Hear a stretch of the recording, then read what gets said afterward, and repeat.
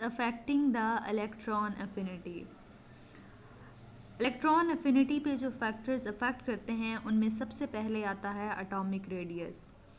Atomic radius और electron affinity का inverse relation होगा, यानी एटॉमिक रेडियस अगर इंक्रीज होगा तो इलेक्ट्रॉन एफिनिटी डिक्रीज होगी, और एटॉमिक रेडियस अगर डिक्रीज होगा तो इलेक्ट्रॉन एफिनिटी ज़्यादा होगी।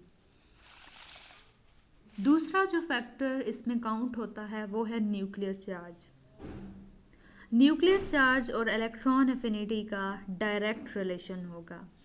अगर न्यूक्लियर चार्ज ज़्यादा है तो इलेक्ट्रॉन एफिनिटी भी ज़्यादा होगी। न्यूक्लियर चार्ज ज़्यादा होने का मतलब ये होता है कि उसका प्रोटॉन नंबर या एटॉमिक नंबर भी ज़्यादा है।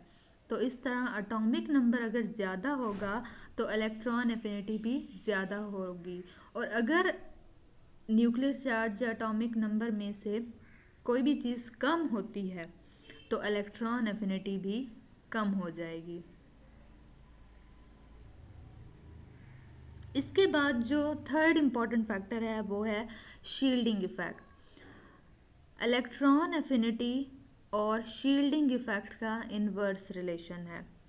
अगर इलेक्ट्रॉन एफिनिटी डिक्रीज़ है, किसी भी एलिमेंट की हमने इलेक्ट्रॉन एफिनिटी स्टडी की है और उसकी वैल्यू कम आ रही है, तो हम ये कह सकते हैं कि उसका एटॉमिक रेडियस ज़्यादा होगा या उसका शील्डिंग इफ़ेक्ट ज़्यादा होगा।